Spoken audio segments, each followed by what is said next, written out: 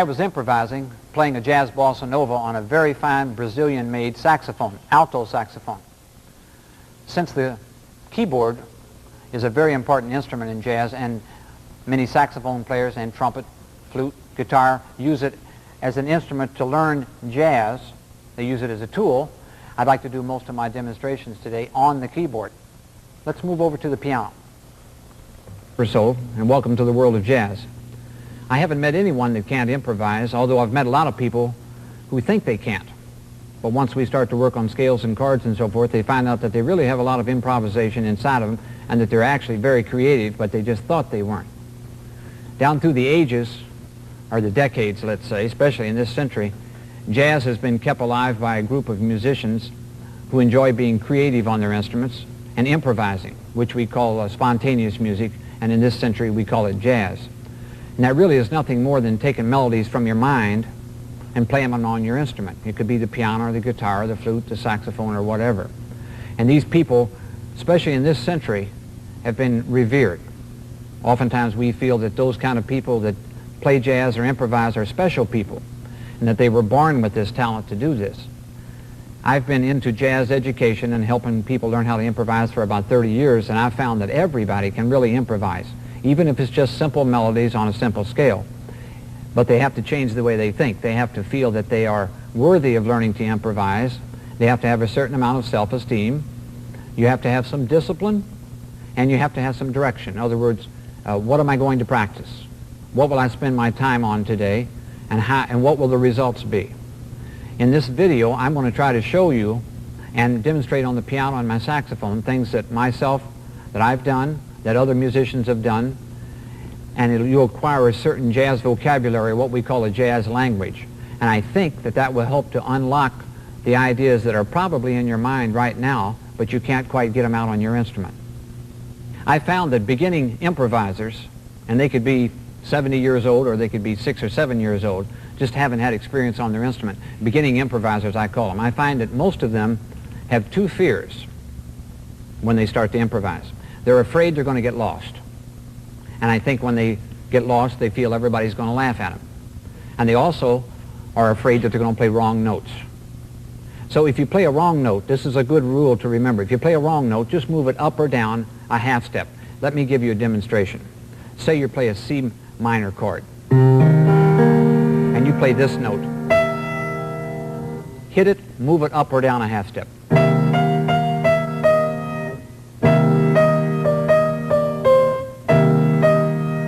So if you remember, when you hit a note that you think is a wrong note or a poor choice, just move it up a half step or move it down a half step, and it comes back into the scale. So that takes care of one of your worries. The other problem is, well, I can't follow the scales, I can't listen to the rhythm section, the piano, bass, and drums, and keep my place. I'm going to get lost, and how will I know to get back on? We'll talk about that in just a little bit. I'll show you the form of some songs.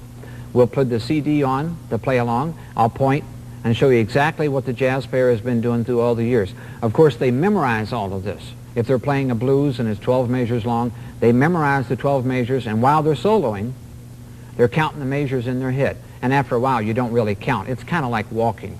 When we first started to walk, you had to think about it, and then everything you did, and then you fell over and you got back up. But after a while, you don't think about it.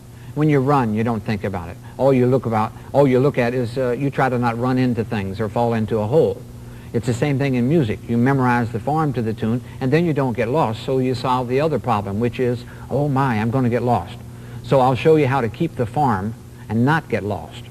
Jazz musicians have always enjoyed listening to other musicians because for many years that was the only way to gain ideas. You'd listen to somebody and you'd work out the idea at home. You take that and kind of steal that idea, so to speak. Today you can't hear jazz live very much. For the last 10 years, jazz public performance has been declining, but on CDs, cassettes, and even LPs still today, you can listen to a lot of music, a lot of jazz. So what we do is we listen to the music, and as we listen, we train our ear to hear what these other people are doing. And in the process, the jazz masters, so to speak, become our teachers. And we learn by listening. And we've discovered that just about every question that we could ask can be answered if we learn how to listen to the records. or the CDs. I'll just call them records for the purpose of this video. All of the answers are on the records if you just take time to listen. And if you haven't started a jazz vocabulary of yourself, of patterns and ideas and licks, or if you haven't started a jazz collection, then I strongly suggest that you do that. Your instrument is merely a device or a means to express what you hear in your head. The jazz musician has always practiced things in all 12 keys because they never know when the composition that they're playing is going to call for them to be in a special key. So they work in all the keys, and we make it a habit of doing this. For instance, we might practice the C major scale.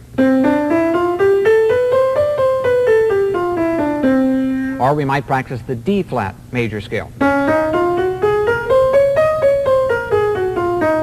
Or maybe the F sharp major scale.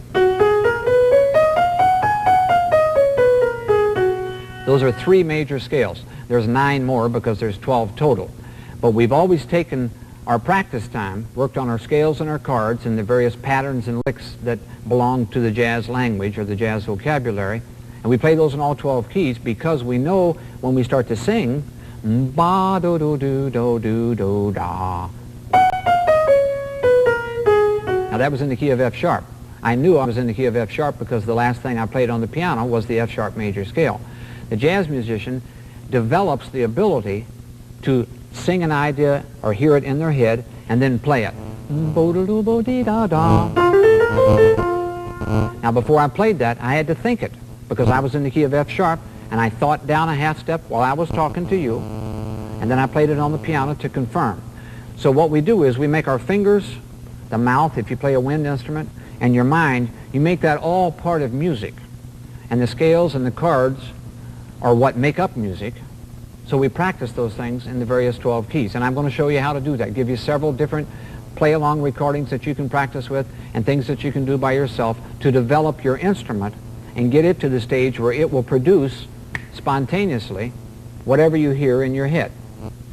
Jazz is music that is produced spontaneously. We call it instant composition. The difference between a composer, an arranger that writes music, they have an eraser. And if they make a mistake, they can erase it. Or if they write something one day, they come back the next day and they see, change something. They take their eraser and change it. But the jazz musician has to make it right the first time. So we practice on the scales and the chords, and we do it in all 12 keys, so when we compose instantaneously, it comes out exactly like we hear it. For instance,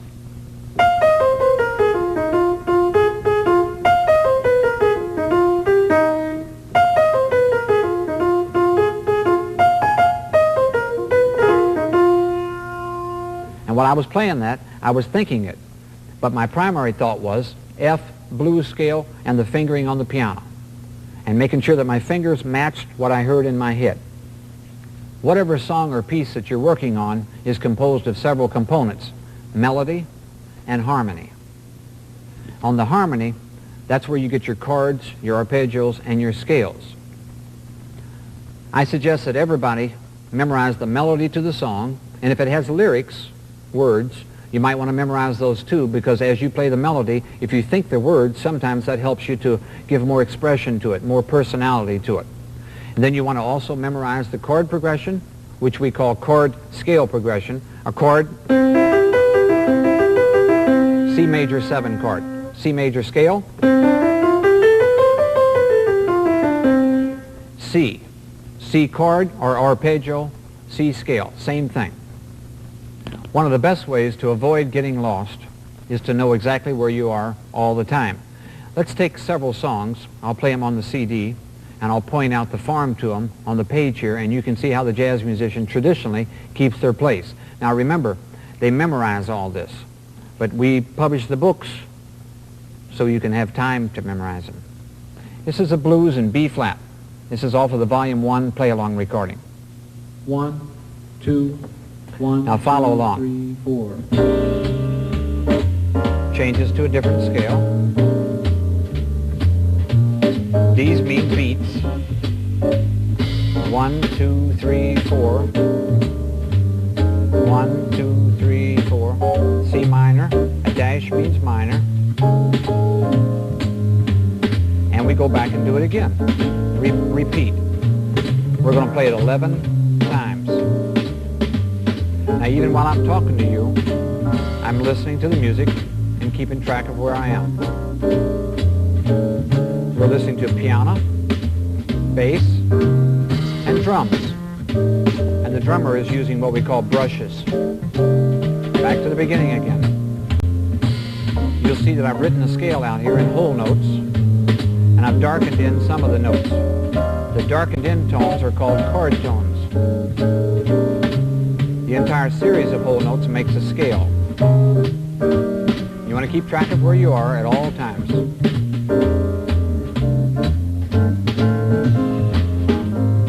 This is called learning to farm to the blues. The piano player, which is me, is comping. That means accompanying. Rufus Reed is the bass player. He's walking up and down the scales and chords. And the drummer is Jonathan Higgins. He's keeping the time. The hi-hat's playing on 2 and 4, and his brushes are keeping the 4/4 time. And this goes on for 5 or 6 minutes.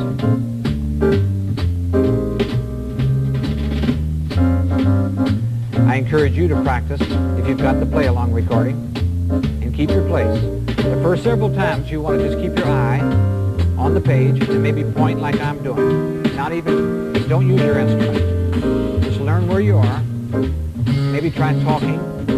See if you can get back on the track. Of course, if you listen to the bass and the piano, you can hear them change to the new key. Take a look at this. How many different scales are there? There's one. There's another one. This is the repeat of this. This is the repeat of this. Back to B flat again. We've already had that. C minor, F7. There's 2 new scales. The F7 pops up over here again. The B flat, we've had it before. If you look carefully, you'll see that the C minor and the F7 are exactly the same. E flat and B flat, E flat and B flat. So you could kind of join those 2 together if you wanted to.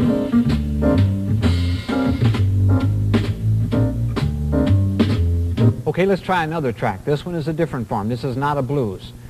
This is minor to dominant. Minor to dominant. Whenever you see a dash, that means a minor scale, Dorian minor. When you see a 7 after a letter, it means a dominant 7. So this is going to be a series of minor to dominants, and it works its way through all 12 keys. Again, this is from the Volume 1 play-along. 1. And let's just see if we can keep our place. 1, 2, 3, 4. This is a bossa nova. The drummer's playing with cymbals instead of the brushes. And we're gradually working our way through all 12 keys. And as you can see, I've written out the scales for you, and I've darkened in the chord tones. Now we've just made it through 6 keys, and we're going to go through the other 6. This piece is based on 2 and 4 bar phrases.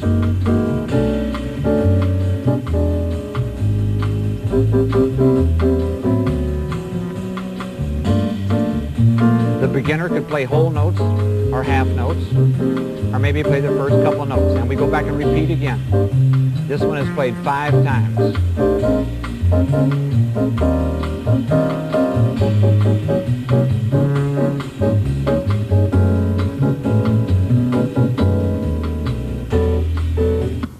So the form on this song is going to be 1, 2, 3, 4, 5, 6, 7, 8, 9, 10, 11, 12. You see the double bar.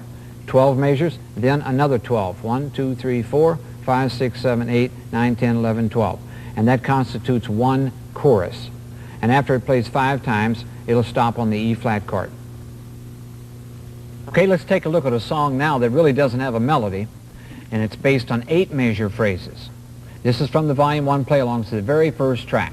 So it's going to have 3 different scales. All of them are Dorian minor scales. I've written the scales out for you and darkened in the chord tones. Incidentally, in this Volume 1 book, if you play a transposing instrument like the trumpet or alto saxophone or clarinet or even the trombone or the bass, all the parts are transposed for you. This is for treble clef instruments here like the piano, the guitar, and the flute. But all of your parts are in the book, so you don't have to worry about not knowing the scales. Let's listen to this track. 1, 2, It's in 4/4 time. 3, 4. 2, 3, keep track of where you are. 4, 5, I'm counting measures. 6, 7, now get ready. 8, 2, 3, 4. Did you hear the change to the new key? Now we're in the key of E flat minor, Dorian minor. 5, 6, I'm counting measures, 7, 8. Now, hear the change? The drummer hits at the beginning of this measure, the first measure, and they're going to play 8 measures of D, Dorian minor. And when they finish this, they'll come back to the beginning. They're going to play the whole sequence 4 times. Did you hear the beginning? Where are we right now? See if you can clap your hands at the beginning of the next scale, right here. Boom. That was it. Keep track of where you are. 5, 6, 2, 3, 4, 7, 2, 3, 4, 8. New scale. Now you clap your hands at the end of this one, or rather at the beginning of this one.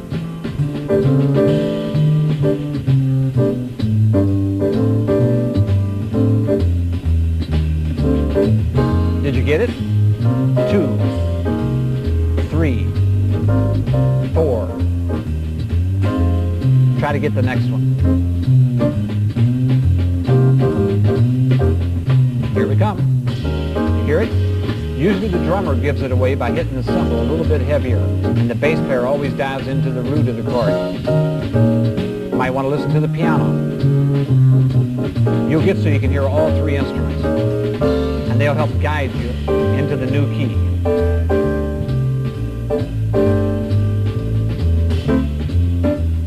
Six, 7, 8.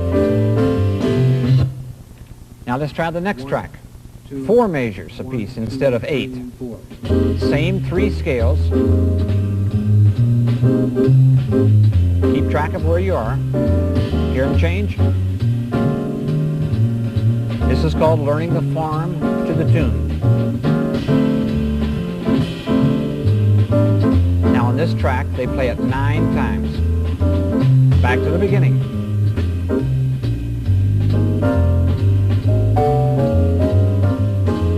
Then we go to here. In the last one, 2, 3, 4. Now let's take a look at a song that's a little more complex, what we call a jazz standard. Okay, now let's take a song that many beginning improvisers play, and actually jazz greats have recorded this song many times too. It's called Blue Bossa, and it's written by Kenny Dorham. Let's take a look at the music here. We've got the melody. This is the concert key for the piano or the flute or the guitar. Above the melody, we have the chord progression. These are the chord scales. Each one of these tells the improviser what to play on, what scale and what chord to go up or down. 1, 2, 3, 4, 5, 6, 7, 8, halfway through the song. 9, 10, 11, 12, 13, 14, 15, 16. It's 16 measures long. Remember, we were talking about learning the form. If you can remember that this is 2 8-measure sections, then you probably won't get lost as easily. Also, I suggest that you take the 2 8-bar phrases and divide them into 2 4-bar phrases. 1, 2, 3, 4, 1, 2, 3, 4. Then another one. 1, 2, 3, 4, 1, 2, 3, 4. Or you could subdivide it even more. 2-measure phrases. 1, 2, 1, 2, 1, 2, 1, 2. 1, 2, 1, 2, 1, 2, 1, 2. Now this is called a lead line. You've got your melody and your chord progressions, and if there were words to this song or lyrics, they'd be written underneath here. Jazz musicians love this song. It's a simple tune, but yet at the same time it requires you to know a certain scale that a lot of people don't practice, and that is the D-flat major scale. See that triangle right there? That means major. The 7 means dominant 7th, and the dash means Dorian minor. So this song is made up of Dorian minor scales. There. It's also made up of dominant 7 scales, and this is an altered scale. We'll talk about this later when we talk about the scale syllabus. This is just a plain old dominant 7th, and that's the same altered scale as this one. Now what's this one here? D is the key, circle with a line through it. That's a new one. That's not major, it's not minor, it's not dominant 7th. That's called half diminished. And when you're in a minor key, like we are, this is in the key of C minor concert, the half diminished scale is an important sound. All right, now let's listen to the CD, and let's just see if we can keep our place, and I'll either play the melody or sing it for you. 1, 2, 1, 2, 3. Dee do da da ba ba ba ba ba ba ba do da da ba ba ba ba ba do da da. I encourage people to sing the melody. Sing it when you're out driving. Sing it when you're lying in bed at night. Get the feel for the melody so when you play your instrument thinks that you know it. All right? Now let me play it on the piano.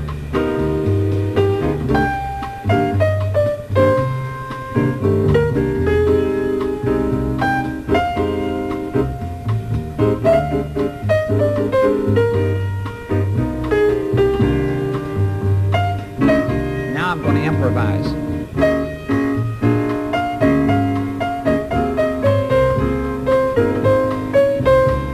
Keeping my place.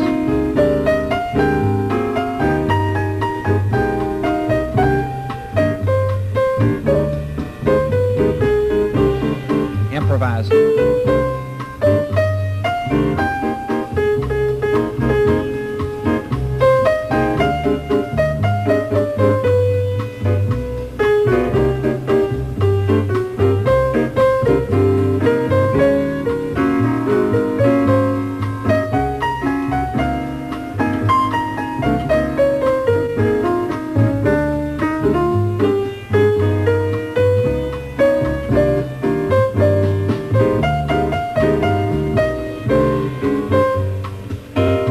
Jazz musician improvises, they keep track of where they go.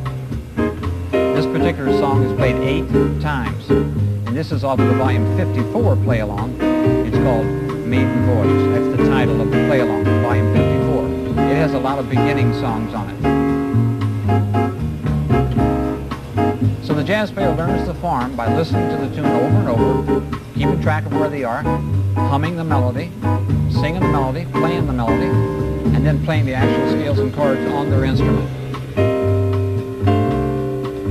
Like I said earlier, each of the chord symbols actually represents a scale and a chord, and the chord could be called an arpeggio.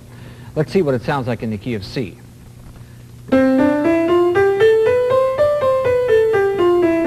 That's the C major scale, and I played it from the root all the way up to the 9th, which is called the 2nd note of the scale. That's called horizontal.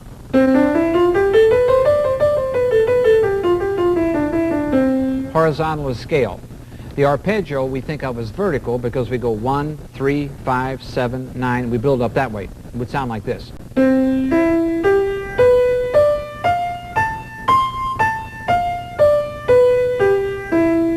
That's vertical, that's a chord, and that's called arpeggios.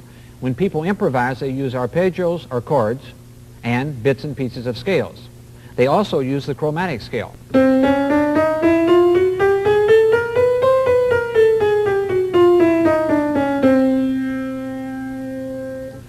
Let's take a B flat major scale, play it with the play along. Let's use volume 24. It's called major and minor. Let's take the B flat major scale. I'll show you how to practice it, give you 3 or 4 ways to do it, and then let's see if we can improvise with it. And I suggest that you do this in your house. Track number 1, 2, B flat 1, major 2, scale in 3, whole 4. notes.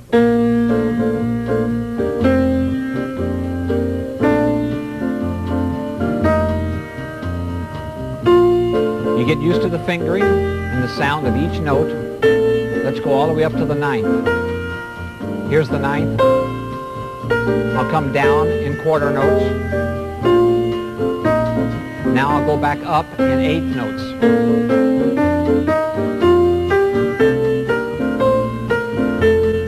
Now let's do 16th notes. And all the time, I'm listening to the rhythm section, the piano, the bass, and the drums to keep my place. Now let me improvise.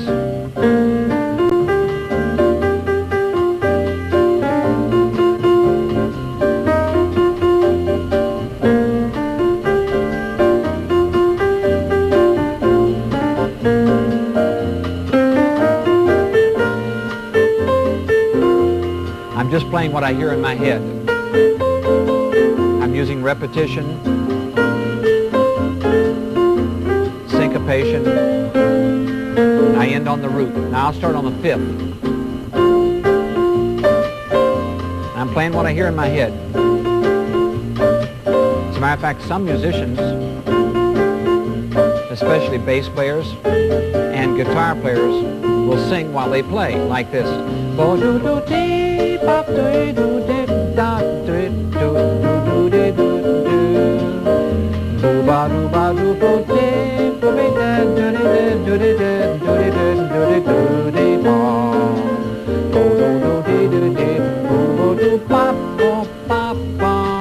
Again.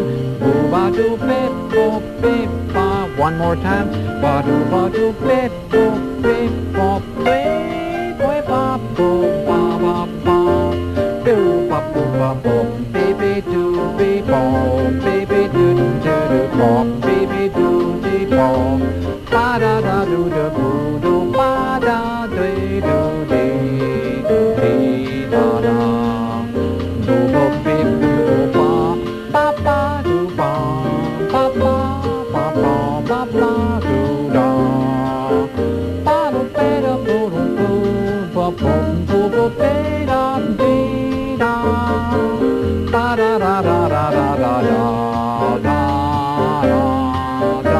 I'm playing the scale in thirds. I'm not really improvising. I'm playing an exercise. Playing the B flat major scale in thirds. How about this one? Haven't we all practiced this one?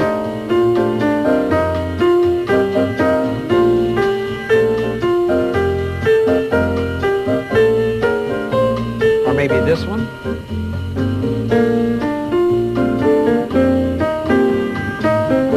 And when I practice these little exercises, I try to make them as musical and interesting as possible. Maybe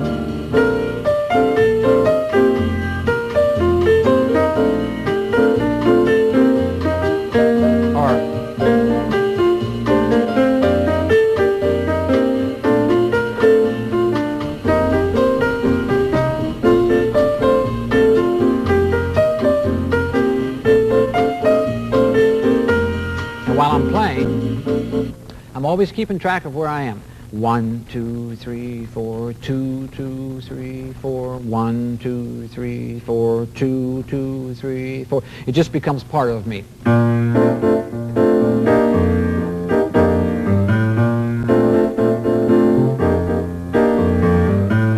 Over and over. So I've got that memorized. Now then, I'm not at the piano, let's say. Let's say I'm through making this video, and I'm out in the car driving home. I could still be singing boop boo be da boop boo ba doo boo day boo bo dee da da da da. For instance, ba da da dee doo da da da boo ba doo be doo doo da. I know right where I'm at. That's because I've memorized the keyboard in my mind and the sounds of the notes because I've been practicing them, and they become part of me. So if someone were to say, hey, let's jam on the B flat major scale, that would be the easiest thing in the world for me to do because that's a simple scale. Now if they were to say, let's play a tune written by John Coltrane called Giant Steps at a very fast tempo, then I'd have to stop and think about it because that has many, many scales and they move quickly. Nothing like what we just demonstrated here with the volume 24. So I'd have to think and decide if I'm ready to play that or not. And if I knew in advance that we were going to play Giant Steps, then I would sit down and practice on the different scales and the chords, just like I practiced the B flat major scale here for you. Okay, now let's take this B flat major play along, the track, and superimpose or substitute some other scales that'll fit. And you listen and see if you like them.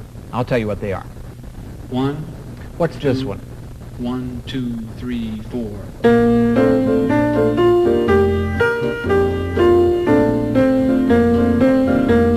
Anybody know what that is?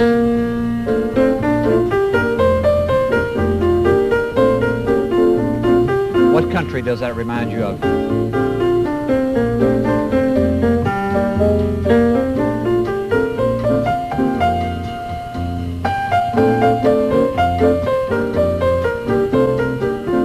That's called a B B-flat major pentatonic scale. Pentatonic, penta means 5. 1, 2, 3, 4, 5. It's a 5-note scale. You use the first note, the second, the third, the fifth, and the 6th. All right, now listen to this one. See what you think of it.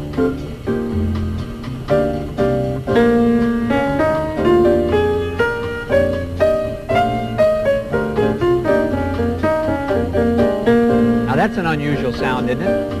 That's a minor pentatonic. And you lower the third, fourth, fifth, lower the 7th note, and the root. It's a 5-note scale.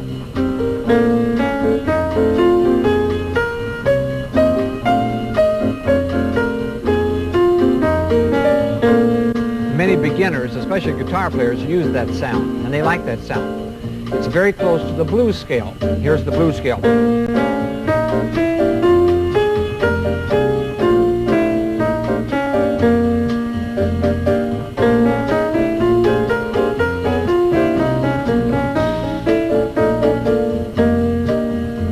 Now then, if we take the B-flat major scale, the B-flat minor pentatonic, major pentatonic, and the B-flat blues scale and start to improvise, we end up with a lot of resources.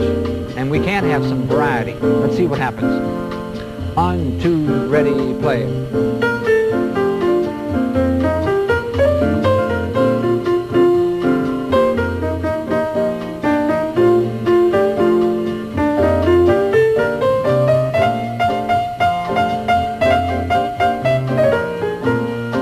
What did I do there?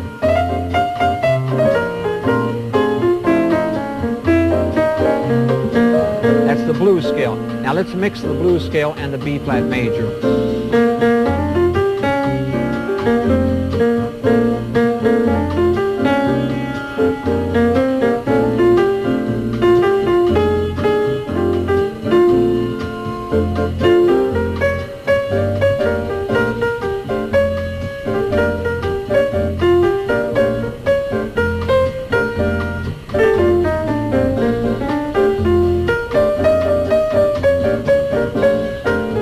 See how I'm mixing the different sounds together?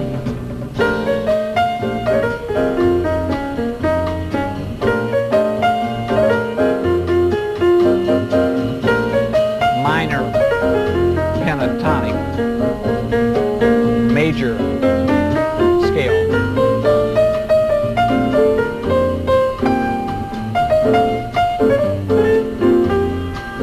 Now let's try the minor pentatonic.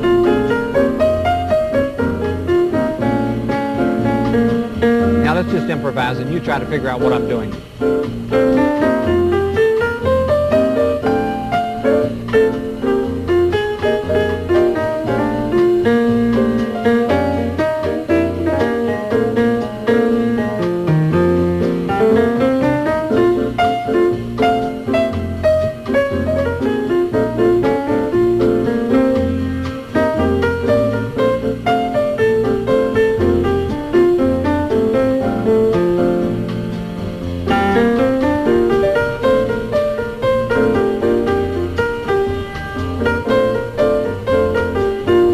What is that one?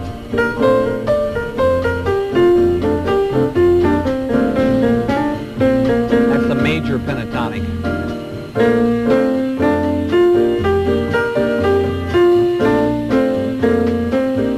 Minor pentatonic.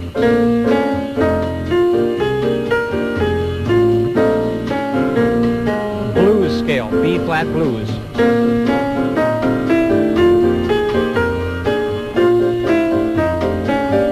Major scale.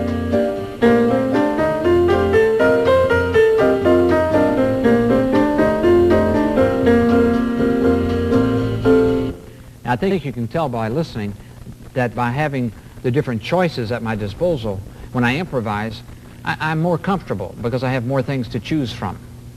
And I suggest that you do the same thing. With whatever scale you're working with, check to see if you also know different scales, like the major pentatonic, the minor pentatonic. Can you play the blues scale in the key that you're working on? And of course, do you know the major scale? I suggest when you practice each day that you spend part of your practice time improvising. A good way to start, especially for those of you that have never done it before, is to take one note, sing a note, then play it on your instrument. Sing another note, play it on your instrument. Sing another note, play it on your instrument. Then sing 2 notes. Keep them close together and find those notes. By doing that, you'll gain a lot of confidence. And you'll notice if you do this for a week or 2 or a month or 6 months, you'll turn the radio on, turn a record on, turn the TV on, and if you want to, you might be able to figure out what's going on, the notes of the melody. You can hear the intervals, the distances between one note and another. That all begins, I think, with this urge to improvise, which everybody has. And you'll notice as you start to sing your melodies and things, and then you actually play them, that a lot of times you're singing bits and pieces of scales and chords. And that seems to be the foundation for Western music. And that's why I suggest that as you practice your music that's written on the page, your exercise books or whatever you're working on, maybe transcribes, jazz solos, maybe some licks and some patterns, this, that, and the other, don't forget, the main reason you're playing is to improvise. So you've got to make time, make room every day for yourself, and let the melodies of your mind come right out your instrument, whatever instrument that is. Don't be afraid to do it, and don't put it off. I've met a lot of people that have bought my play-along records and books and various other materials that we recommend, and they practice and practice and practice, but they keep putting off or delaying actually improvising. You don't want to do that. I feel that when someone learns the first couple notes on the keyboard, for instance, they should turn right around and improvise with those notes. 1, 2, ready, play.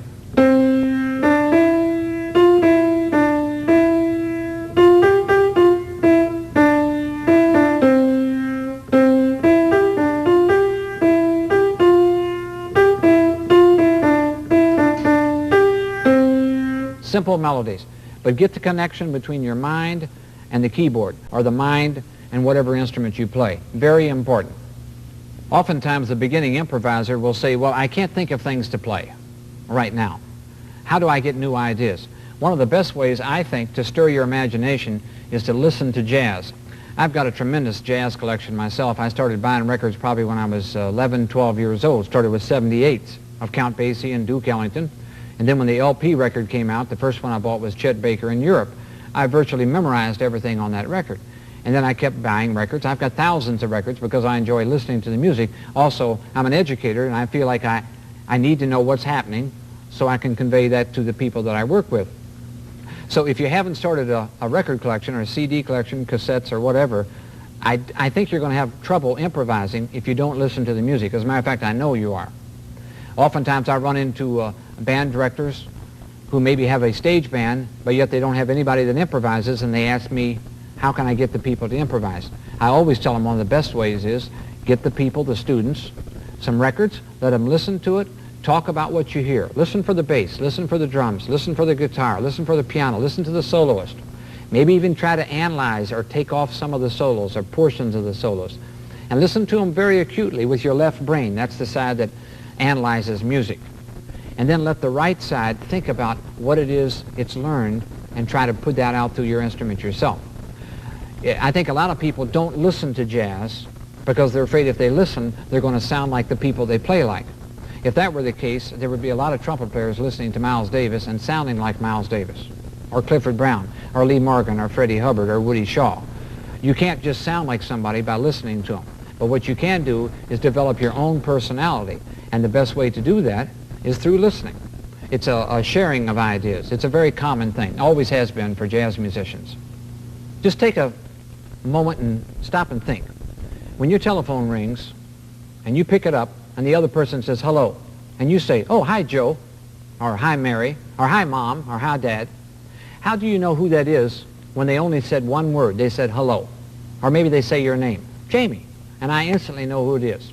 Sometimes I can even tell when I pick the phone up that it's going to be another country, like maybe Australia, just because of the way the telephone sounds when it makes the connection. I instantly start thinking of people I know in Australia. I visualize their faces and their names. And as soon as I hear their voice, boom, I know who they are.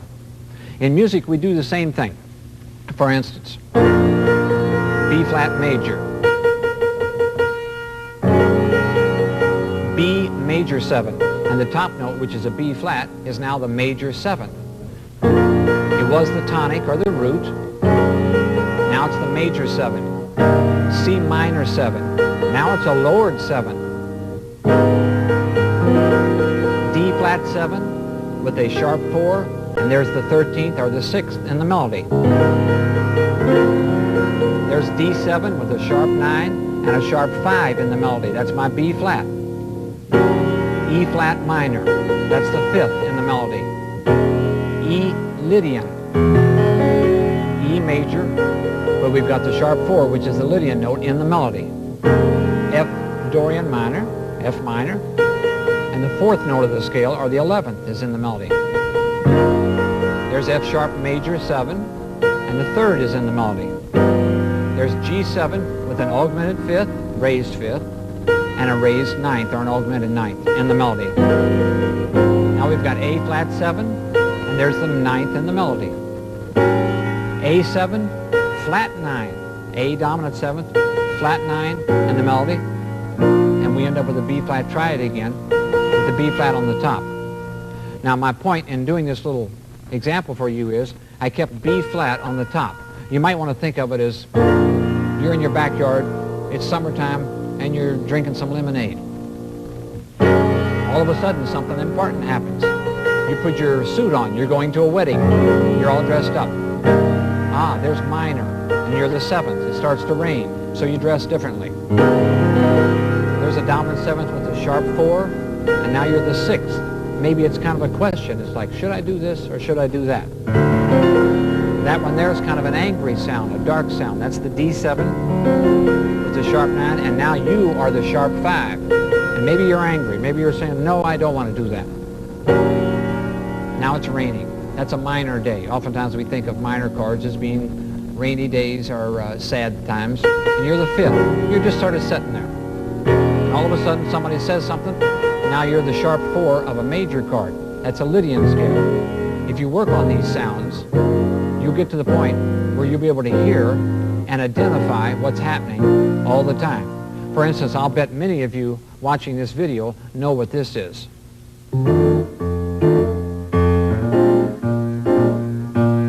I'll bet you can sense already that this is a blues because you've heard the blues and you've practiced the blues.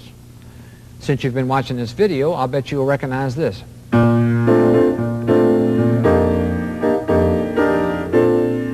That's our old friend, the B flat major scale, off of the volume 24 play along. What if I did this?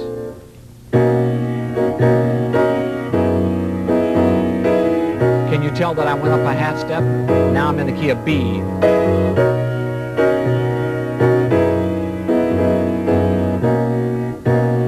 What if I do this? Could you tell I'm now in the key of C? If you can, you're starting to hear things. This is called ear training. What about if I did this?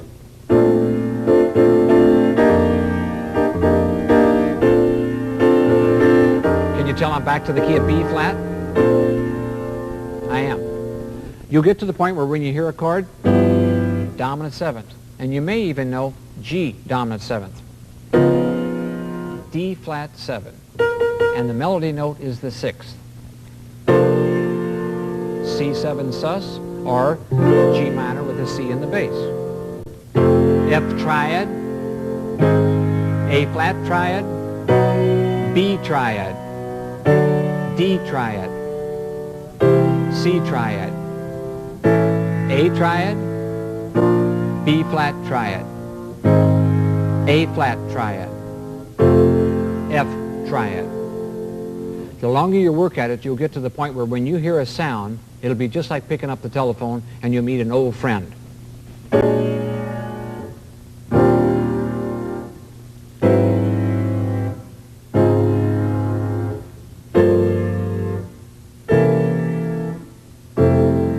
And sometimes you hear the first sound and your mind will anticipate the next one and the next one, because the chords work in sequence oftentimes. You know right where I'm going, don't you? Going down in half steps, 2 5s, minor to dominant, minor to dominant, and I'll finally cadence.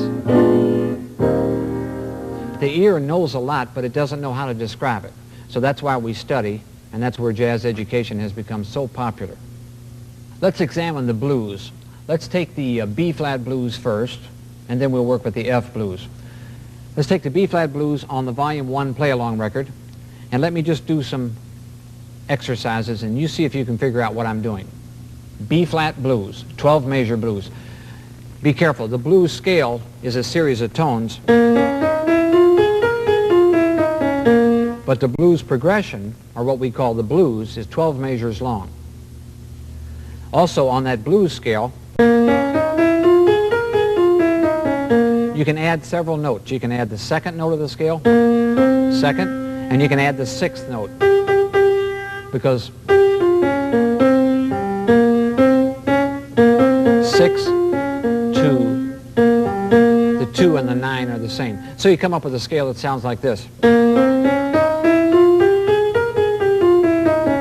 But we never practice that sound because it doesn't sound familiar to our ears. But we do take the basic blues scale and we add to it the 6th and the 9th or the 2nd. So let's put the record on, the CD on, play the B-flat blues. Let me do several exercises. 1, 2. You see if you can figure out what I'm doing. 2, 3, 4.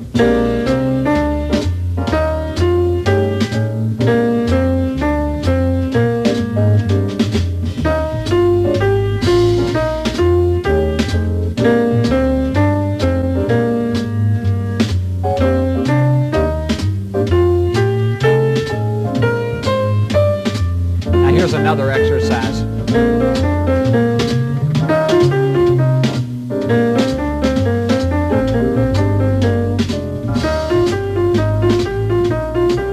What am I doing?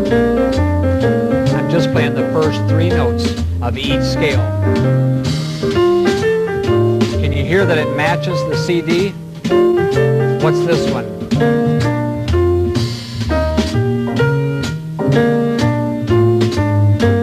Triads. 1, 3, 5, 3, 1. You might want to sing. 1, 3, 5, 3, 1.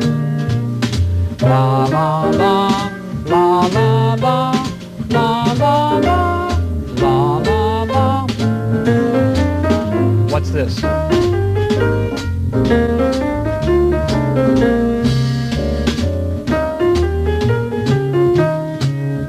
First 5 notes of each scale. Now the minor scale, F7, B flat. Now what's this?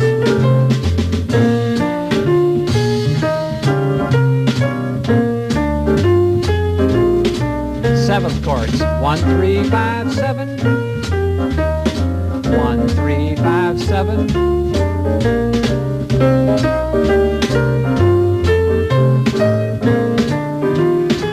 What's this?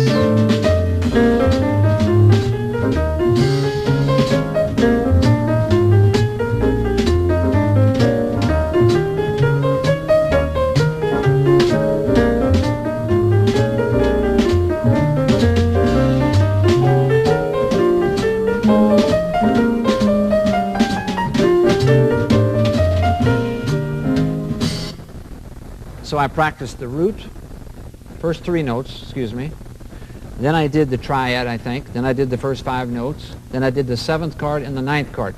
Those are exercises that we usually always practice before we play a tune. Now, after you practice for 6 months or a year on these, and you look at a new song, you're not going to go through these simple exercises because you already know them. But for the beginning improviser, no matter what song you're playing, it could be the B-flat major scale, it could be the Volume 1, the first 3 scales, F minor, E flat minor, D minor. I suggest that you take a practice procedure like this on each of those scales before you start to improvise. And you might spend 20 or 30 minutes practicing. But what it does is it gets your fingers coordinated with your mind and with the left side of your brain. You can see the notes, you know the notes of the names of the notes, and then you can produce them on your instrument. And then your imagination can, so to speak, sort of go wild and make some jazz for you. But if you don't know what scales you're going to play or what the fingering is going to be, then you'll probably play wrong notes, you'll make some mistakes, and then you'll get discouraged, and a lot of people quit. They say, I knew I couldn't play jazz. But that's not right. They're just not properly prepared. Now let's take this same blues and let me just improvise for a second, and you see if you can hear what I'm doing. I'm going to back the track up and start it again. 1, 2, 1, 2, 3, 4.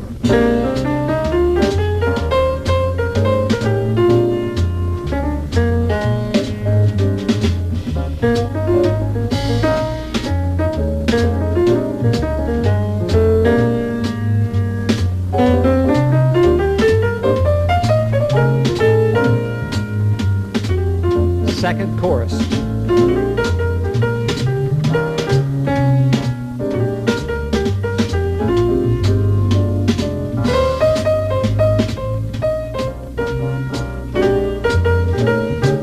Repetition and sequence. Very simple, keep it in my place, and I know where I'm at.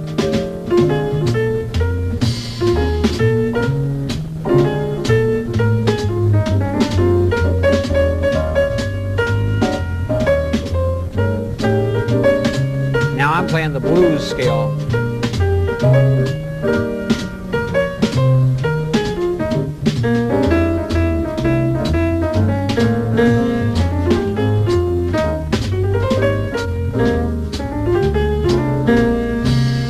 Sequence.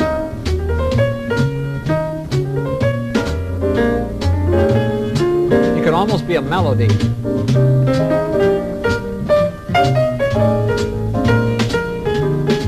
Now watch this.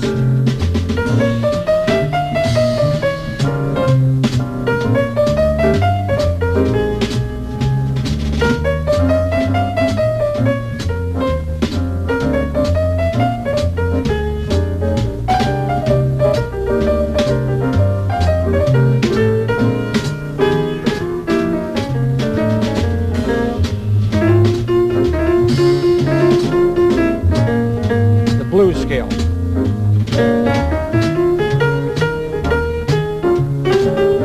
Six.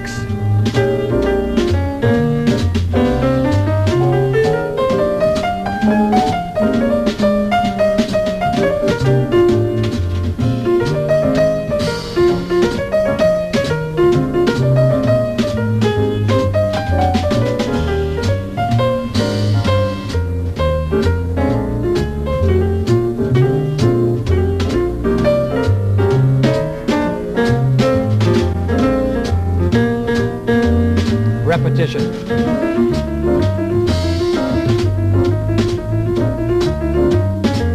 Repetition builds tension. It's okay to do it again. And then maybe do something different.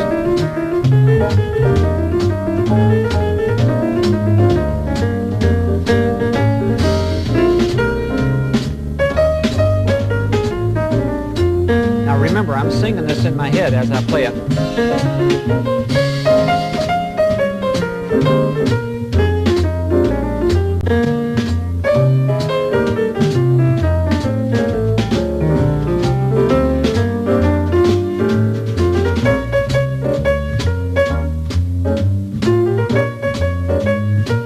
Do it again.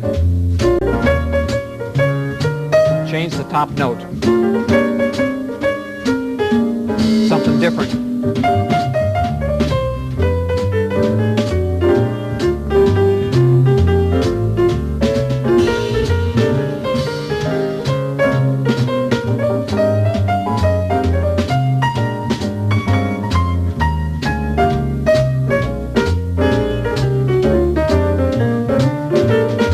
Here's the ending.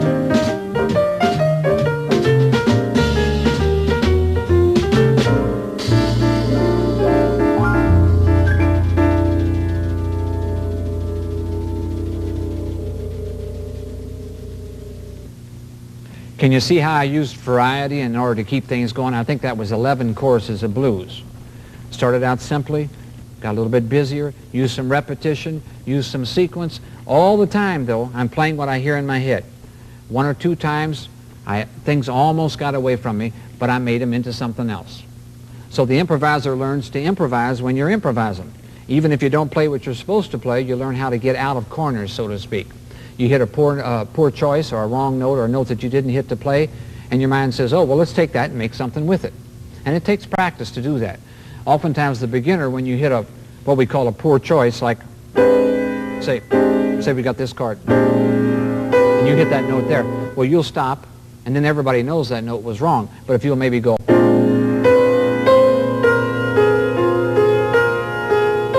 and maybe do it again, the audience probably thinks, oh, that's what you meant to do. You just had the presence of mind to take a poor choice note, move it up a half step into the scale, use your imagination, and go on about your business. Now, that was a demonstration on the B-flat blues. I suggest that you try different types of exercises on whatever song you're working on. If you're working on Giant Steps by John Coltrane, then try some simple exercises before you improvise. If you're doing the one simple scale, like on the B-flat major scale, practice some exercises first, because what it does is it loosens your mind up. It allows you to be freer. It takes away some of the fear of playing. Okay, now let's take a blues progression in the key of B-flat. We're going to listen to a recorded background off of the volume 42, Blues in All 12 Keys Play Along. You'll hear James Williams on the piano, Bob Cranshaw on the bass, and Mickey Roker on the drums. And I overdubbed myself playing the saxophone, and I went through a practice routine, which you'll find in your guide booklet, which comes with your video cassette. I'm going to start off with the roots, then I'll play the first 2 notes, then the first 3 notes, and I'll gradually work my way through 8 choruses. The first 4 choruses will be swing, and the second 4 will be bossa nova. So this will show you that you can play the blues as a swing, jazz blues, or you can play it also as a bossa nova. On the 5th chorus, you'll hear the rhythm section shift over to the bossa nova feel. I oftentimes think of the blues as being 3 4-bar sections. The first 4 measures are the beginning, the second 4 bars are the middle section, the development, and then the last 4 bars are the ending, and they lead us back to the beginning again. I recommend that you, of course, memorize the blues progression, especially in the key of F concert and B-flat concert, because that's the most popular keys for the jazz musicians. So let's give a listen to me playing my saxophone, playing very simple exercises. I'll vary the rhythm. Now, I've written them on the page here in whole notes and just simple little rhythms, but you'll hear me playing different rhythms because I'm improvising, using my imagination with my rhythms, trying to make this exercise as interesting as I possibly can. And sometimes I'll take one measure, I might take it up an octave and bring it down an octave. I'm trying to keep things interesting.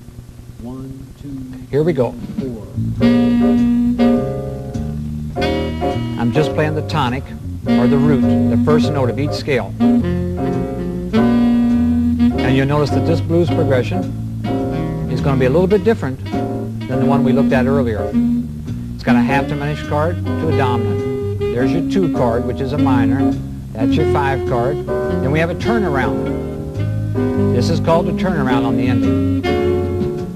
Now I'm going to play the first 2 notes of each scale. I'm mixing up the rhythms, trying to make it swing, making a simple exercise feel good. Last 4 bars, turnaround coming up.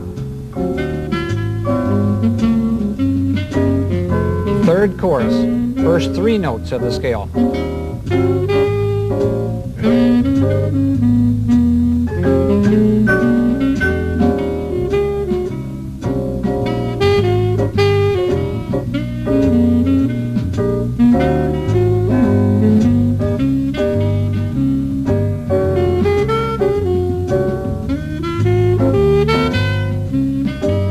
Now I'm going to play the first 5 notes. Can you hear them? First 5 notes of the scale.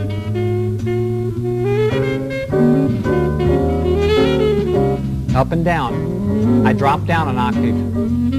Up and down.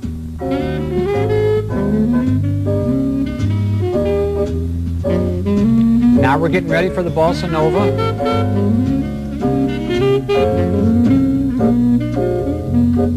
Did you hear the rhythm section change? I'm playing triads. 1, 3, 5. There's a diminished chord. Major, minor, minor, minor. We've got a new chord progression here. A little more interesting. A little more challenging. Now I'll play the 7th chord.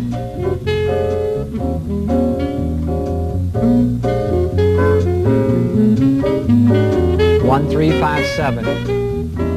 Diminished.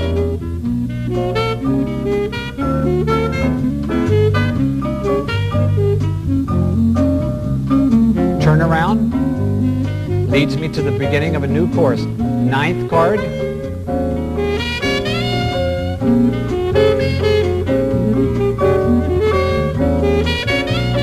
diminished,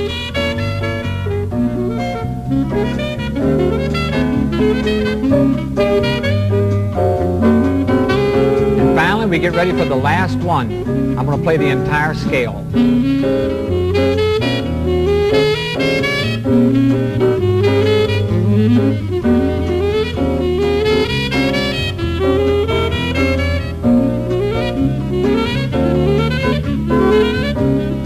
Just about finished. Turn around.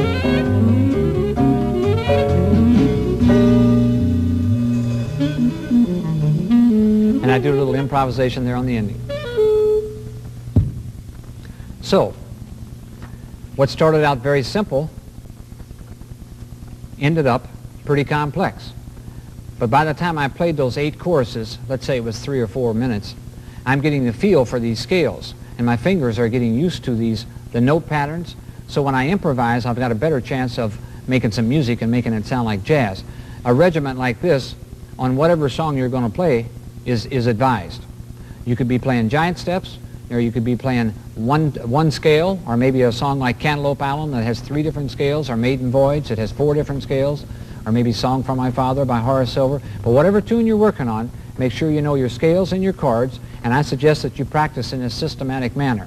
Now this little routine here is written in the little booklet that comes with your video, so check it out, and you may have to transpose it for your instruments, but don't let it be a stumbling block for you. Let it be something that will give you the confidence to go ahead and start to improvise, especially on the blues. Now you'll notice in that last exercise of the 8 different exercises on the blues that I didn't play the blues scale, the minor pentatonic, or the major pentatonic, but you could add extra exercises to it yourself. Or you could play in thirds, or you could play anything that comes to your mind. Any type of little exercise maybe that you've gotten out of an exercise book will work.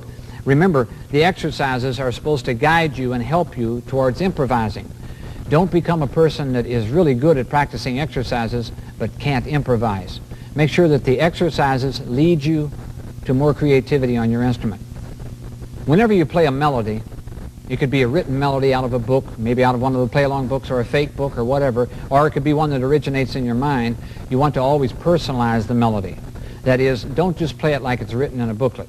Make it your melody. Some of the notes you'll hold a little longer than others, some of them you'll cut a little bit shorter. Maybe you'll add some rest, maybe you'll subtract some rest. But basically make the melody as you would hear it in your head. We call this personalizing a melody.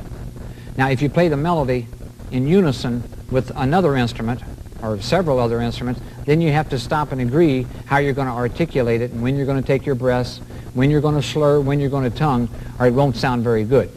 So make sure that if you're playing it by yourself, you've got the freedom to personalize it, but when you play with others, you have to rehearse and agree how you're going to play it, or just read it like it is on the page. When you play the blues, one of the first things that people gravitate towards is the blues scale.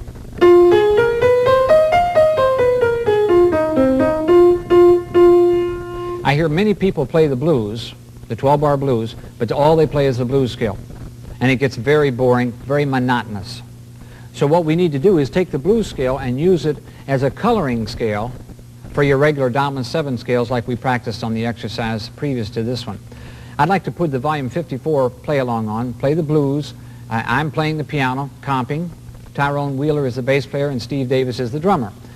I'm going to play just the right hand on the piano and do several things. I'll play the blues scale, but I'll also play the regular scales. And see if you don't think the blues scale kind of stands out and is special since I save it maybe for the endings of phrases or the end of a blues chorus, and then start my next chorus maybe with the regular scale.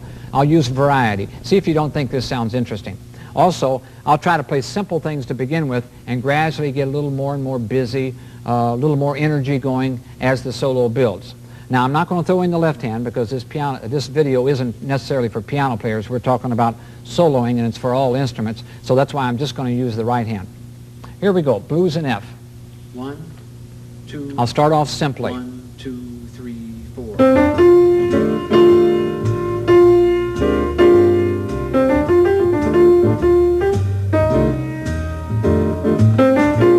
Just taking my time.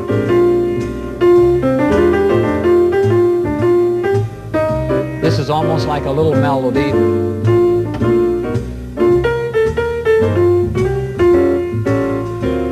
Turn around.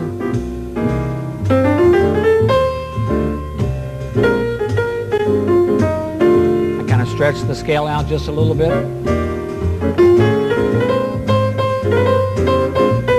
Blues scale.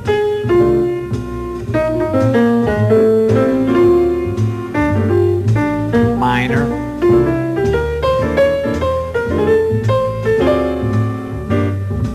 Blues scale.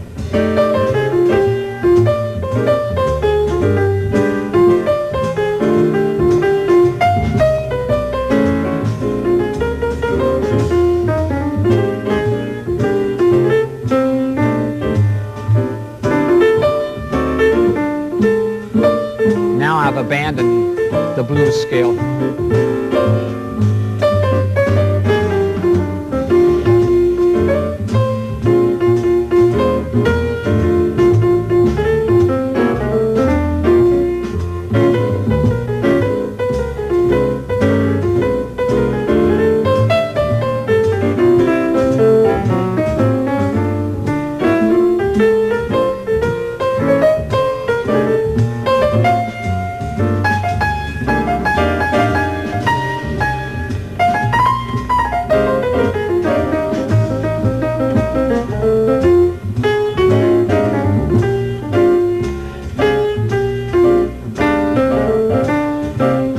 Sometimes I run fast, sometimes I play very slow.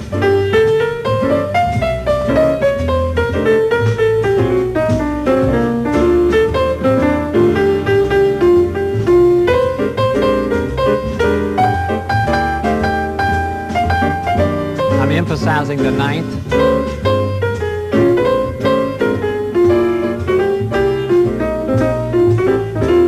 Ninth.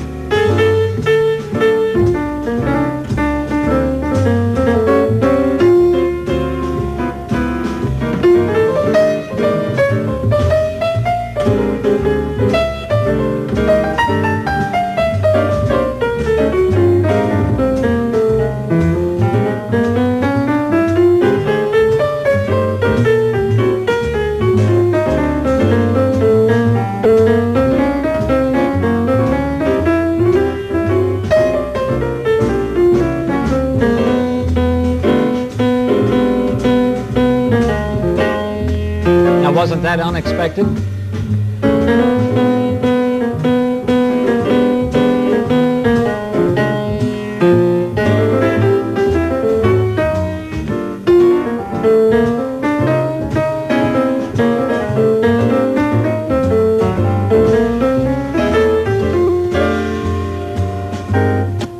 So there I've used dominant scales, I used the minor pentatonic, I used the blues scale, and I feel like I could play for a long time. I'm just getting started, just taking my time. If I didn't have to sit and talk to you, I'd probably be playing a little bit busier by now. But I'm trying to concentrate on what I'm doing so you can see what I'm doing and hear that it gradually builds. Now, if you, for instance, if you're a piano player, or if you listen to piano players, which I hope you do, you go out now and listen to Oscar Peterson, or Herbie Hancock play jazz, or Chick Corea, or Red Garland, or any of the great jazz piano players. Listen to them play a blues and see if you don't hear them doing things that I'm doing on here, because everybody does it. Jazz or bossa novas are usually played in 4/4 time, although we can play in 3/4. When jazz players play slow songs, we usually call those ballads. The jazz repertoire is usually made up of blues, ballads, standards. Those are songs that usually originated in Broadway shows in New York City, and there's thousands of standards. Then there's the jazz standards. Those are songs that jazz players have written and have become popular in the jazz community. And then there's original songs, songs that maybe I write, or maybe you write, and you play them in your hometown, or with your combo, your jazz band, maybe at school, and those are called originals. Maybe nobody outside your family ever hears you play those tunes, but you like to play on the harmony and the melody. So the repertoire for jazz musicians is pretty big, pretty big. But usually things are played in 4/4 or in 3/4. Now, if you're in another country, like South America, say, maybe Brazil, you might play in 7/4 or 9/4, different rhythms. If you go to China or Japan or Israel or other countries, You're going to play in different time signatures. You're also going to use different scales. They're not going to use major scales and minor scales like we do in the Western world. But the jazz tradition for the last 80 years or 90 years has been based on major, minor, dominant seventh, half diminished, and the blues scale. And those sonorities or those qualities make up the basic component of jazz. The jazz musician likes to play things fast. It's always been a challenge to see if you can finger on your instrument, whatever instrument you play, the ideas that you hear in your mind. And since we're talking about the creative art or the creative aspect of your imagination, there's no end to what you can think. And if you're constantly listening to records, CDs and so forth, or maybe live performances, it spurs you on and you say, gee, I wonder if I could do that. And you try it. And as you try that, then your imagination shows you other things to do. So we end up trying to play fast, but we also play very slow. And we play tempos in between. There's really no jazz tempo. But the better jazz musicians have recorded things at very slow tempos and also very fast. So they've set the parameters for the jazz players, and all of us that come along after these great jazz masters and try to play, we practice a lot of times with a metronome, very slow, and then very fast. If you can play things fast, you can usually play them at any of the slower tempos. So if you're working on your scales and your chords or any type of exercise, don't practice them slowly forever. You're wasting your time. Practice them slowly, then tomorrow a little faster. The next day a little faster. Get them moving so they sound like what you hear in your mind. Don't waste your time perfecting every little thing. It'll come in time. I feel that having some keyboard knowledge is important for everybody. Even though you're not a keyboard player, nowadays you can go out and buy these small Casio, Yamaha keyboards for $100 or less. Put your earphones in, learn voicings, maybe learn the blues scale, learn some major scales. I think learning 2- and 3-note voicings are very important for everybody. They help you to learn songs very quickly. For instance, if I'm playing, let's say I'm going to play Summertime. The chords.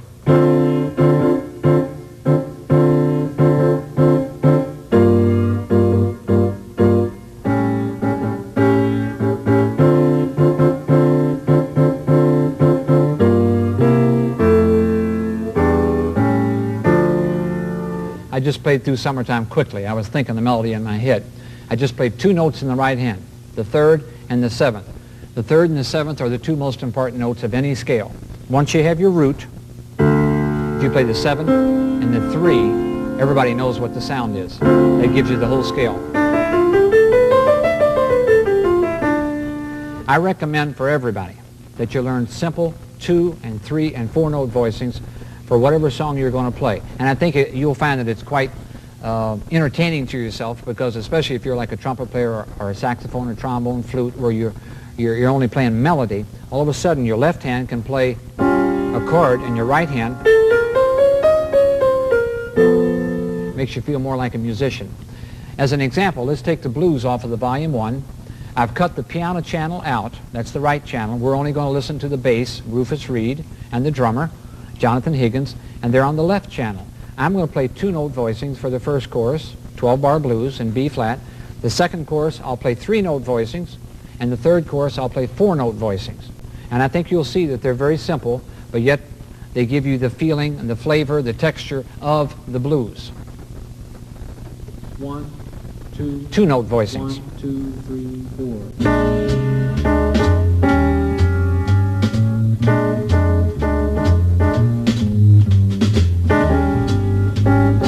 Of course, I've got the blues memorized. If you don't have it memorized, you'll have to look at it in the booklet. Now, that was the first chorus. Here's the second chorus, 3 notes. Doesn't that sound like something you've heard before?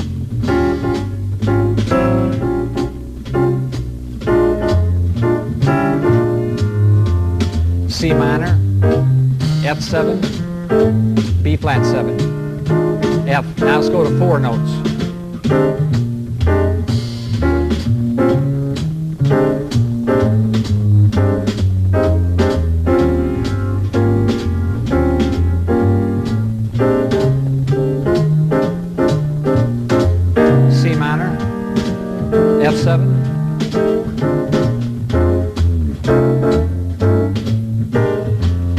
4 notes spread out. I'm playing a typical jazz rhythm. Bop, bop. C minor.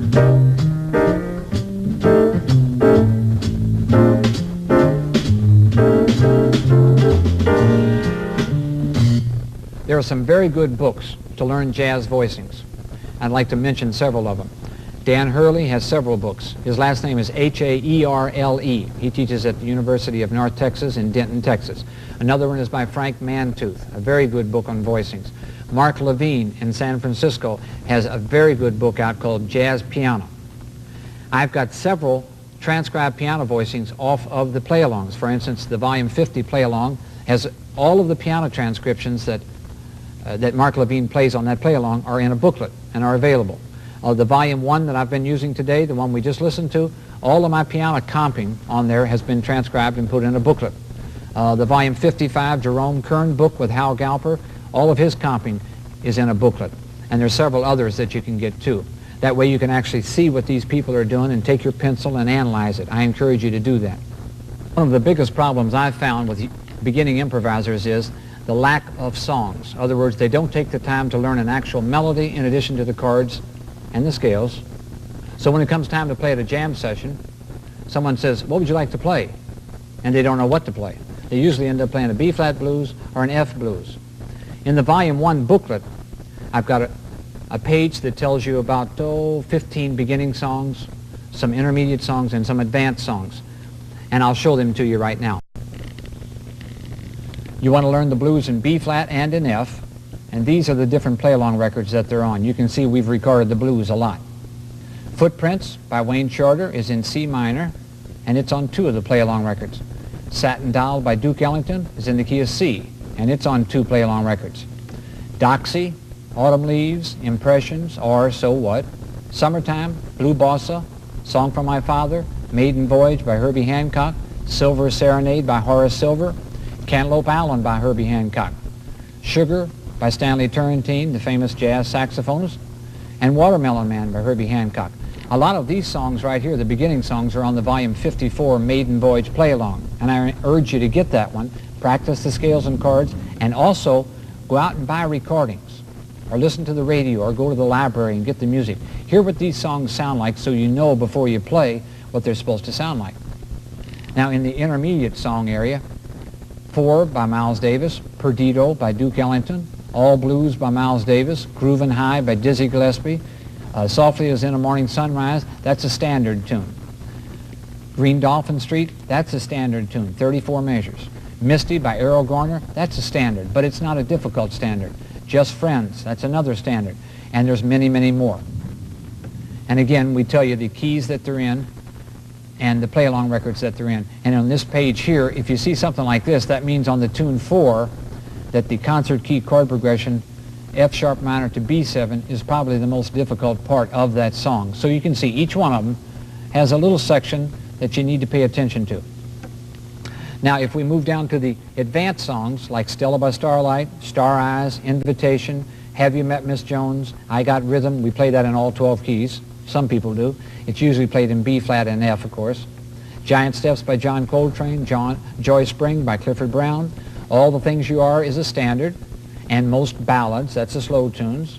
Wayne Shorter tunes, Horace Silver tunes, John Coltrane tunes, Benny Golson tunes, and thousands of other songs make up the jazz repertoire. But I strongly suggest that if you're watching this video, that you make it a point to learn 1 or more of these beginning tunes in the next month or 2 or 3, okay? Play them with the play-along. Get friends over to your house and play with the play-alongs. Get together at school or after school with a drummer, a bass player, guitar player, piano player. Pass out the music to these tunes and play them so you really know what it is you're playing.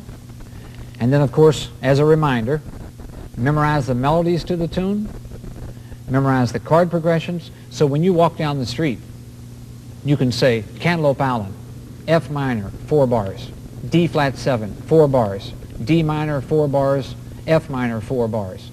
Or you might say something like 4 by Miles Davis, concert key, E flat major for a bar, E flat major for a bar, E flat minor for a bar, A flat 7 for a bar, F minor for a bar, F minor for a bar, A flat minor for a bar, D flat 7 for a bar. That's the first 8 measures right there. Commit it to memory, internalize it, and then of course memorize the various scales on the cards. For instance, take Cantaloupe Allen as an example. F minor, 4 bars. The scale is F, G, A flat, B flat, C, D, E flat, F. The 9th card is F, A flat, C, E flat, G. Second chord scale, D flat 7, concert key. D flat, E flat, F, G flat, A flat, B flat, C flat, D flat. The 9th chord, D flat, F, A flat, C flat, E flat. The 3rd chord for Cantaloupe Allen, D minor. D, E, F, G, A, B, C, D. That's an easy one. The chord, the 9th chord, D, F, A, C, E. And the last one is F minor, and I already said it. I know my scales and my chords for Cantaloupe Allen, and you should learn them too. I think oftentimes when jazz musicians start to practice, they say to themselves, oh, well, I'll not practice right now. I'll go get me something to drink. I'll go watch TV. I'll go to bed. I'll call a friend, maybe go visit a friend. I'll do it tomorrow. What we're doing at that point is we're battling with our ego, and our ego wins. The ego is that part of us that wants us to stay exactly like we are. When it senses that you want to improve yourself and to learn things, that's when it says, relax, you're okay just like you are. I think traditionally the jazz musician has taken the ego and put it up on the shelf and has said, I know there's things I don't know, and the only way I'm going to get better is to work on them. So they dive in, and they practice whatever needs to be practiced. They sharpen their ears, they sharpen their technique and their facility, they listen to recordings constantly, they study books, they study transcribed solos, and what happens? 6 months later, they sound much better. A year later, they sound a lot better. It is said that Charlie Parker, the famous jazz saxophonist that died in 1955, his nickname was Bird. It is said in his own words on a taped interview with Paul Desmond, the saxophonist that played with the Dave Brubeck Quartet for years, Charlie Parker told Paul Desmond that he practiced 11 to 15 hours a day for 3 to 4 years. Now, when I heard that tape, probably 5 years ago, maybe 1988, 89, when I heard that tape, I said, oh, wow, that means that Charlie Parker became a great musician because he practiced. I think in my mind, my ego had always said that Charlie Parker was a great musician, but he was born with that talent, that God gave him that talent at birth, and that's why he was so good. But when I listened to him talk on that interview and another one, I understand, no, Charlie Parker was just like everybody else. He didn't know anything when he started. As a matter of fact, in his own words, he went out and played a set-in with a band one night, and the band was playing very slowly, Body and Soul.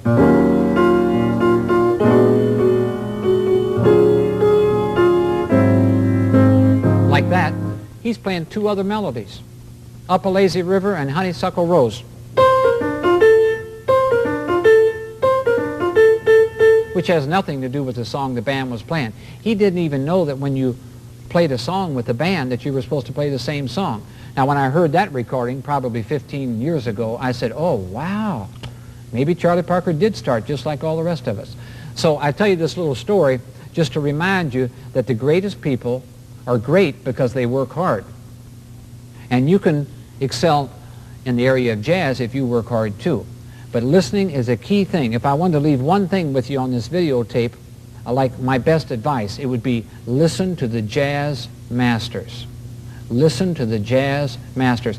Every question you have can be answered on the recordings if you learn to listen to the answers. If you are a teacher and you're teaching the basics of whatever instrument you play and whatever instrument you teach, I strongly suggest that you play your instrument along with the student. If you're using the volume 1 or the volume 24 or the volume 21 play-along recordings, and you're encouraging your students to learn their scales and their chords and their fingerings and get good sound on their instrument and play musically, I strongly suggest that you give them an example and play along with them, because they can learn from your sound and from your technique and from your imagination. The 4th note of a major scale and the 4th note of a dominant 7th scale has a lot of what we call inherent tension. It's just there. And if you play that note against the chord, like you start a phrase on it or you end a phrase on it, it's really going to sound strange. Let me play C major. Here's the 4th. I think your ear can tell that that note needs to be moved to another note. What we usually do is put that note in the middle. We use it as a passing tone. That's the fourth. Now listen, I'll play the third, the fourth, and the fifth. Sounds okay that way. I'm playing the third on the downbeat, and the fourth comes on an upbeat. That's the weak part of the beat. And when we play it on the upbeat, our ear says, oh, that's fine. But if you play the fourth on the downbeat like this, your ear goes, oh, what's happening? We never sing that way. It's very difficult to sing wrong notes. It really is. It's easy to play them because we don't know what we're playing or what key we're in. But when you play, if you emphasize the third and the fifth on the downbeat and let the fourth come on the upbeat, you'll sound like professional musicians. Let me give you an example.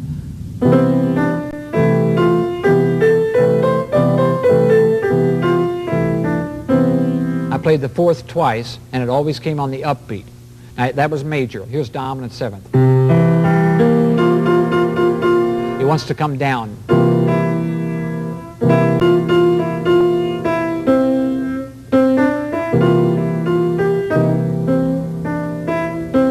Sometimes on dominant sevenths, we raise them up a half step. And that becomes a Lydian dominant scale. C, D, E, F sharp, G, A, B flat, C. Very pretty sound.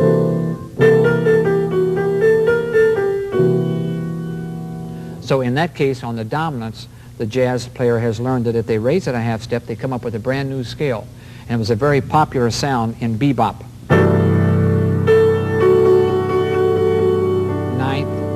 Sixth, F sharp in the key of C, A, C. Very pretty sound. I strongly recommend that you try to memorize everything. Memorize your chords and your scales. Memorize the melodies to the tunes. Memorize the lyrics if you have them. If you can, that might help you to play the melody.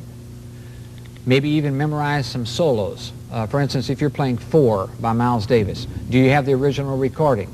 When you're playing it, can you actually hear some of Miles Davis's solo going on in your mind? And maybe at times you'll play bits and pieces of it.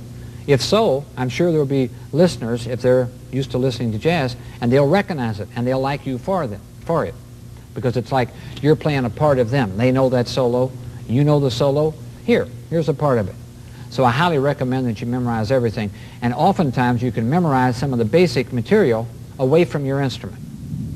Maybe when you're lying in bed at night trying to get to sleep and you can't, lay there and think through the chord progression to the blues and then try to spell each of the scales. Or maybe pick another tune, maybe a standard, or maybe just 8 measures of a song. Take small sections, things that you can digest and feel good about. Pickup notes are very important in jazz. They help start your phrase, they let the listener know exactly where the beginning of the section is, and they help delineate the time. Let me give you an example of a couple pickups. Didn't you know that was the beginning? Let me play several pickups. I'll put a left-hand bass line in it. I'll just play kind of a turnaround figure in the key of F. Watch how many different pickups I play. 1, 2, 1, 2, 3.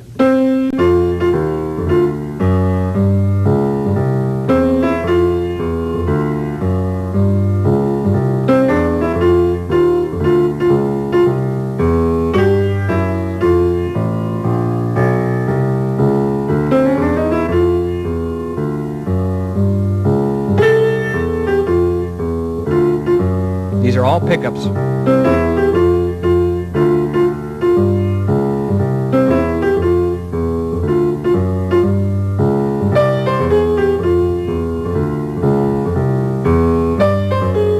That one's a little longer.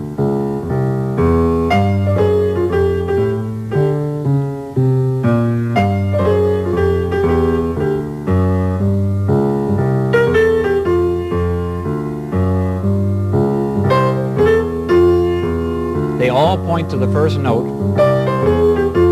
of the first measure.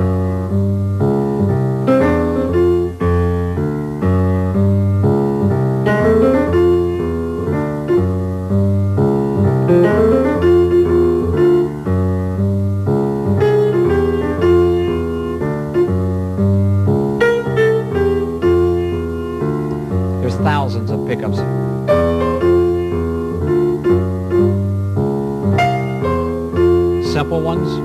one-note pickups.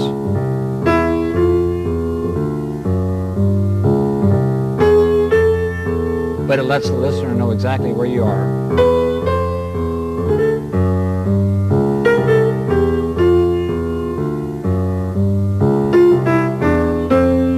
Pickups lead. Pickups lead. And many beginning improvisers do just the opposite. They let the rhythm section go, and then they start to play. The rhythm section plays, and then you start. Don't be one of those people. Be a person that knows exactly where the time is. When you hear, if you're playing with a play-along and you hear the count of 1, 2, 1, 2, 3, when you get to about beat 3, play something. 1, 2, 3, ba-doo, boo-bamp. And one of the simplest things to play is 5 to 1. 5, 6, 7, 8, and 8 is 1. Or just 5 to 1. 5, 1, but play it 1, 2, 3, 5, 1, and play it with energy and enthusiasm. Let the listener know that you know exactly where you're at. Pickups are very important, and you don't play them just at the beginning of a song. You can play them at the beginning of almost any phrase, because our music is built in 2, 4, and 8-bar phrases. So every 2 bars, you can really use pickups if you want to. Again, looking at some transcribed solos would be valuable for you. Everywhere I go, people ask me, what play-along record should I buy first? Which ones should I practice first? And I always say, well, which ones do you have? Now, if they don't have any, here's what I recommend. If they're a beginning improviser, I'd start with volume 24, major and minor. The reason for starting with it is, it's very easy. We started out the video with that, the B-flat major scale. It's a bossa nova, and I found that playing bossa nova relaxes the left side of the brain. That's the side that does the thinking. That's the side that fear resides in, incidentally. That's the side that says, uh-oh, let's not improvise because we're not prepared, okay? Well, the major and minor, volume 24, coupled with the bossa nova, I found helps people to relax. It allows them to play their scales and enjoy practicing scales and chords. Plus, it gets them into improvisation and being creative with the scales, and usually what happens is they say, oh, wow, I'd like to play some more scales. So they try a different track. And the next thing you know, after several months' time, maybe they've played through all 12 major keys and enjoyed doing it because they're improvising with it. Now, the next one, as far as learning the basics, is called Getting It Together. This is volume 21. It's a 2 CD set, or 2 record set, or 1 cassette, and it's a pretty big book. We've got 30 different tracks on it, 31 tracks. Each one of the tracks, with the exception of the last 2, go through all 12 keys. It's very thorough. It's not the play-along that you want to buy to improvise with if you're a beginner, because it'll be very frustrating for you. But if you realize the need for practicing your scales and your chords in the different keys, and also major, minor, dominant 7th, half diminished, Lydian, diminished, whole tone, harmonic minor, and melodic minor. I think those are the ones that are on there. And then we have the blues in F and the blues in B flat. If you're interested in practicing those scales and hearing those sounds, volume 21 is for you. The tempos are not fast. The music's all written out in the book. The scales are written out. And it's very easy once you understand what it is you're supposed to do. After that, I suggest volume 1. This is the one that has most of my thoughts on beginning improvisation. But for beginning improvisers, very beginning, I think maybe the volume 24 and the volume 1 work well together, because you can read about how to improvise here and apply it on the simple scales here. And then as you gain some knowledge, you can start to play the blues on here, or maybe the 3 scales that start out the very first track or the second track, and kind of get your feet wet, so to speak. And then from there you can go to any of the ones that you feel like you can play. Volume 54 I highly recommend, because the tempos are slow and the songs are always played at jam sessions. We put that package together especially for the beginning improviser. After you've been improvising for a month or 2 or maybe 6 months and want to learn some tunes, volume 54, Maiden Voyage, is probably the one for you. In addition to your major, your minor, your dominant 7th, your half diminished, and your blues scales, there's another scale that jazz players love to play. It's called the bebop scale. Here's what it sounds like.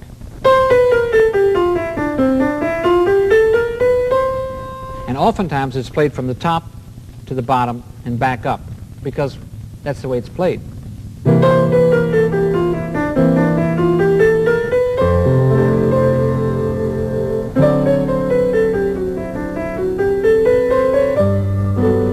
Very pretty sound.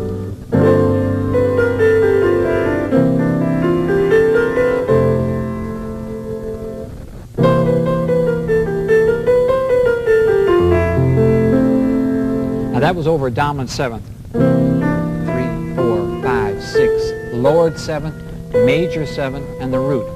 The added note is the major seventh, and it doesn't sound very good, but you always play it on the upbeat, on the ands. 1 and 2 and 3 and 4 and 1 and 2 and 3 and 4 and... That was dominant seventh. Over the major,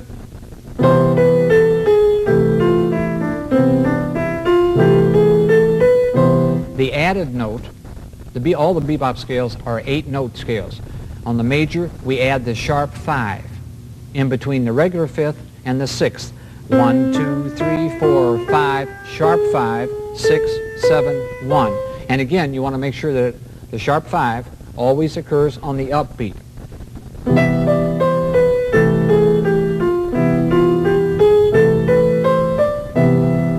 Now, if I started on E and came down to E and went back up. Now listen, I'll start on D. And by starting on D and playing 8 notes, it forces the G sharp to come on a downbeat. See what you think it sounds like.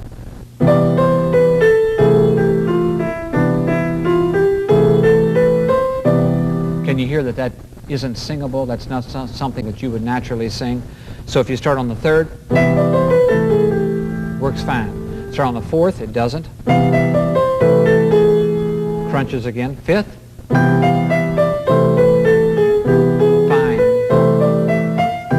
And the seventh, I'm sorry, doesn't work on the seventh because we're putting it on the downbeat again. You have to start on the root.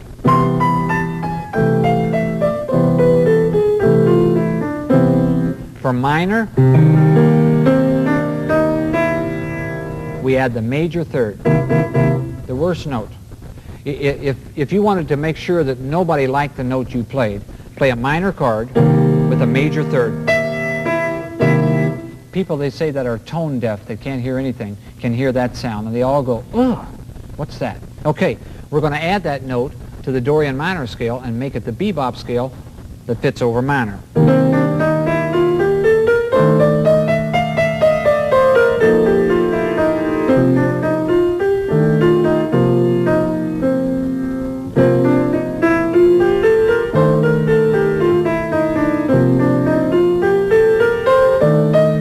Playing Dorian. Now let's play the bebop.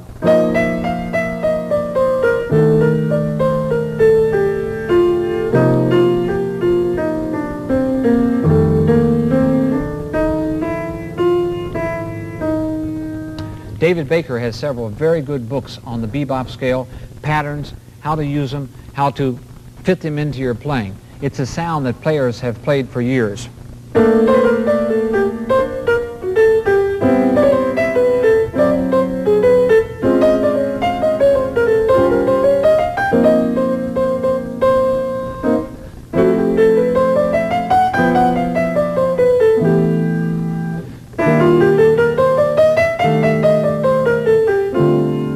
So it's a very common sound. We don't have the time on the video to go through all of the different patterns and things you can play, but basically you take your regular patterns, add that one note, and make sure you play it on the upbeat. And again, listening to transcribed solos and reading them in a booklet and analyzing them can give you some information on how the jazz masters have done it in the past. In closing, I'd like to read something here that I've prepared. Practicing. Practicing should not be thought of as a chore because it's an opportunity to gain mastery over the tools that you'll need in order to improvise and, at the same time, enjoy what others are playing. You'll be able to hear what they're playing. Always play what you hear in your head. Let your mind be the creator, the originator of the musical thoughts, and you play it on your instrument. Now, if your mind is thinking things that you can't play, then practice and get to the point where you can play them. If you can't think of things to play, listen to others for ideas. It's okay to borrow ideas from other people. For a long time, jazz players thought that wasn't proper, but that's what you should do. Always listen to yourself while you play to make sure that your fingers are actually reproducing what your mind is hearing. You have to keep watch in this respect, or you may find that your instrument and your fingers just play phrases without you having been the originator of those musical phrases. Young improvisers, People who haven't spent much time improvising may tend to do this until they gain the proper mentalness to be in charge 100% of the time. Tape yourself on a cassette or a mini CD and listen to it back. Are your phrases like those that you would sing? If not, think about why they aren't. Use a play-along recording and sing along with it. Then play on your instrument the same phrases and use the same articulations that you sang. That's the real you. When we sing, it's much closer to our mind than when we play our instrument. Don't try to sing too fast or too many notes at first. Just take your time, sing short phrases, ones that you can repeat on your instrument. And above all, be patient and have fun playing music. 1, 2, 3.